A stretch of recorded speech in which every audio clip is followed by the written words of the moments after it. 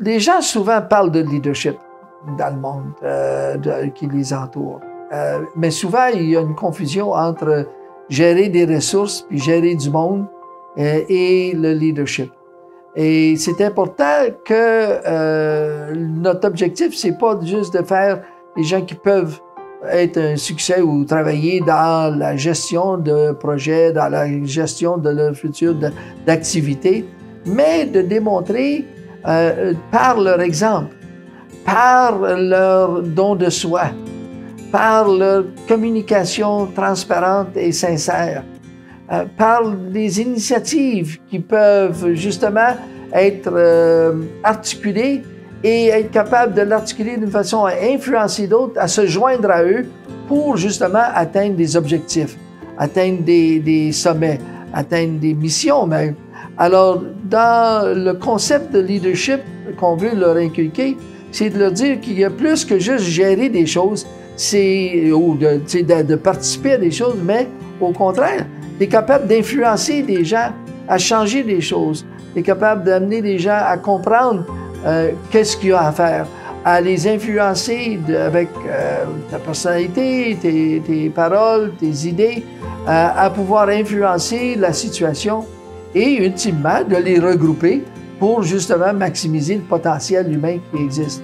Donc un leader, c'est un leader par l'exemple, c'est une base éthique solide, là, on veut être juste et honnête avec nous-mêmes et avec ceux qui nous entourent.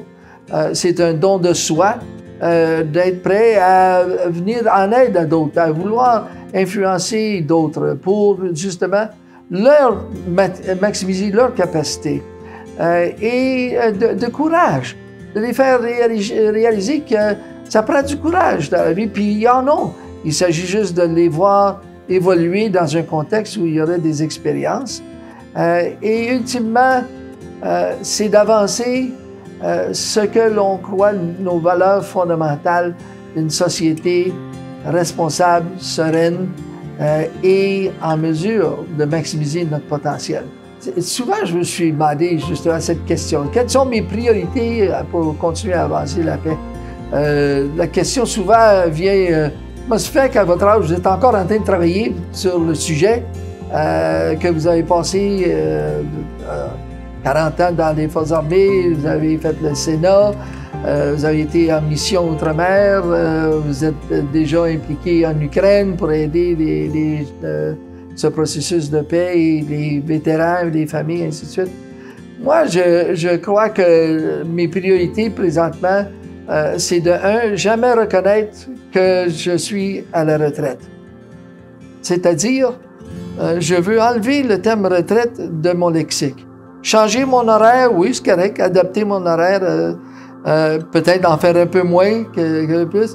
Mais avec mon épouse et l'amour qu'on a ensemble, on a développé un équilibre entre me garder occupé à avancer des projets de paix et aussi vivre dans cette sérénité où nous sommes ici en région.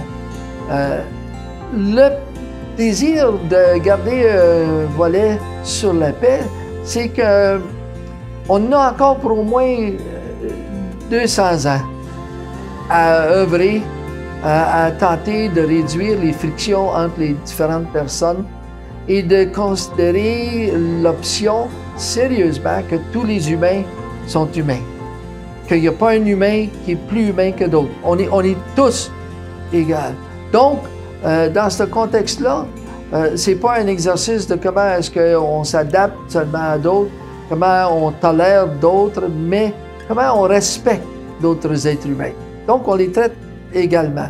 Et donc, avancer cette philosophie d'égalité de l'humanité afin que, comme dans mon dernier livre qui s'intitule Derrière la paix, je dis essentiellement qu'on peut ultimement réduire ces frictions-là pour ne pas être en mesure de se battre et utiliser la force entre nous et entre les différentes structures étatiques, et ainsi de suite, que l'on est capable de venir à des ententes, qu'on est capable de ramener maintenant toute l'humanité, non seulement par communication, mais par ce désir de paix, à s'orienter vers un objectif supérieur à purement notre paix. Et ça peut se faire par l'entremise d'une communion entre la société, tous les êtres humains, tous égaux, les femmes traitées également dans un monde qui est fondamentalement misogyne et bâti par des hommes,